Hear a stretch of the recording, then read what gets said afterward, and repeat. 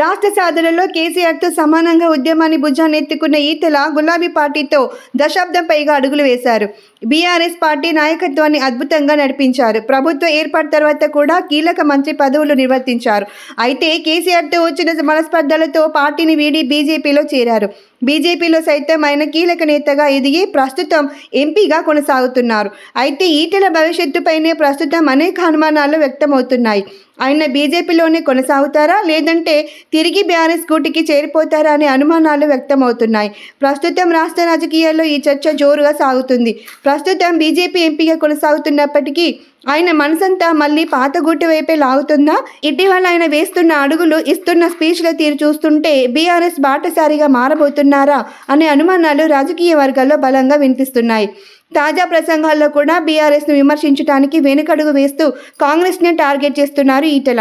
ఇక శుక్రవారం నాడు కాళేశ్వరం ప్రాజెక్టులో 1,00,000 కోట్ల అవినీతి జరగనే లేదని స్థాయిలో ఈటెల చేసిన వ్యాఖ్యలు పార్టీలోనే కాకుండా ఏకంగా తెలంగాణ రాజకీయాల్లో సైతం కొత్త చర్చనీయాంశంగా మారాయి.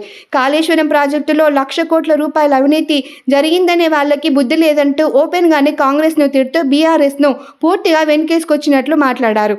కొద్ది రోజుల క్రితం కన్నెపల్లి పంప్ హౌస్ విషయంలోనూ కాంగ్రెస్నే టార్గెట్ చేసిన ఈటెల బీఆర్ఎస్ పై మాత్రం ఎలాంటి వ్యతిరేక వ్యాఖ్యలు చేయలేదు. ఇటీవల బోయినపల్లి వినోద్ కుమార్ కుమారుడు పెళ్లిలో సైతం కేటీఆర్ బీఆర్ఎస్ నేతలతో ఆత్మీయంగా మాట్లాడుకొని గత జ్ఞాపకాలను నెమరు వేసుకున్నారు. గులాబీ నేతలతో ఈటెల ఆత్మీయంగా ముచ్చటించడము, పాత జ్ఞాపకాలను నెమరు వేసుకోవడం చూసి సొంత పార్టీ కార్యకర్తలే అవాక్కయ్యారు. దీంతో బీజేపీలో ఆయన కొనసాగడంపై కార్యకర్తలు సైతం డైలామాలో పడిపోయారు. ఈటెల సుదీర్ఘకాలం పార్టీలో ఉంటారా, లేదంటే బీఆర్ఎస్ నుంచి మళ్ళీ పిలుపు వస్తే తిరిగి కారెక్కే వెళ్ళిపోతారా అని బీజేపీలోని ఆయన మద్దతుదారులు సైతం అయోమయంలో ఉన్నట్లు తెలుస్తుంది.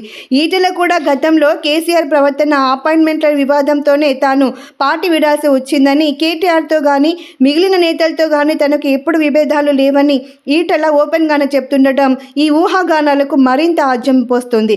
తెలంగాణ రాష్ట్ర సాధనలో కేసీఆర్ తర్వాత ఆ స్థాయిలో ఉద్యమాలను నడిపిన నేత ఈటెల రాజేందర్. అయితే బీఆర్ఎస్ ప్రభుత్వం ఏర్పడిన తర్వాత కేసీఆర్ హయాంలో కేసీఆర్ ప్రవర్తనతో ఈటెల ఆవేదన చెందారు. కేసీఆర్ని కలవటానికి తాను కూడా అపాయింట్మెంట్లు తీసుకోవాలనడం, ఎక్కువగా కలవడానికి కూడా రానివ్వకపోవడం వంటి అంశాలతో కేసీఆర్కు ఈటెల దూరమయ్యారు. ఇది తనకు జరిగిన అవమానంగా భావించిన ఈటెల కేసీఆర్ను నిలదీయడంతో సమస్య పెద్దదైంది. ఈటెలపైనే కేసులు మనాయించే పరిస్థితి ఏర్పడింది. దీంతో ఆ సమయంలో ఈటెల పార్టీని వీడడం తప్ప మరో మార్గం లేకుండా పోయింది. దీంతో ఆయన రాజకీయ భవిష్యత్తే ప్రశ్నార్థకంగా మారింది. ఈ క్రమంలోనే ఆయన కాంగ్రెస్లో చేరాలా, బీజేపీలో చేరాలా అనే మీమ్సామాంలో పడి చివరికి బీజేపీ ఆహ్వానం మేరకు కాషాయ తీర్థం పుచ్చుకున్నారు.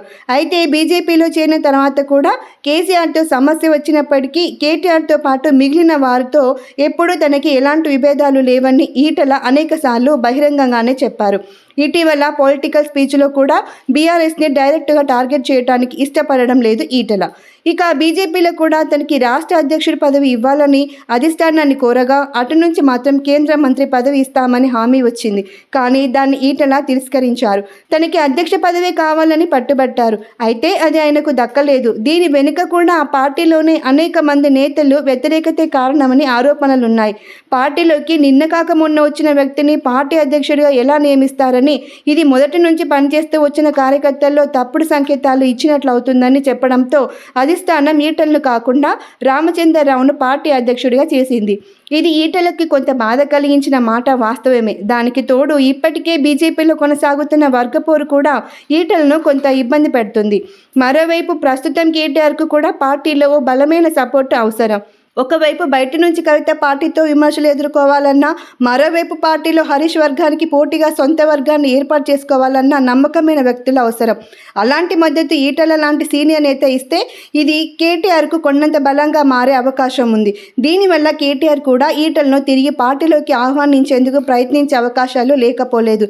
ఇవి మాత్రమే కాకుండా ఈటెల భావజాలం కూడా బీజేపీ భావజాలానికి సరిపోయేలా కనిపించడం లేదు.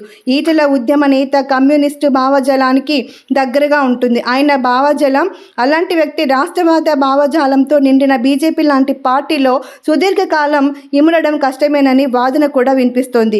దీనివల్ల ఒకవేళ ప్రస్తుతం కేసీఆర్ ఇప్పటికీ క్రియాశీలక రాజకీయాలకు దూరంగా ఉంటున్నట్లు పరిస్థితులు కనిపిస్తున్నాయి. కాబట్టి భవిష్యత్తులో కేటీఆర్ నాయకత్వంలోనే బీఆర్ఎస్ కనుక ఈటెలకు సముచిత స్థానం కల్పిస్తామని ఆఫరిస్తే ఆయన తిరిగి గులాబీ గూటికి చేరే అవకాశాలను కొట్టిపారేయలేమని విశ్లేషకులు భావిస్తున్నారు. మరి ఈటెల నిజంగానే మనసు మార్చుకొని మళ్ళీ కారెక్కుతారా, లేక చివరి వరకు కాషాయ కోటలోనే ఉండి పోరాడతారా అనేది కాలమే నిర్ణయించాలి.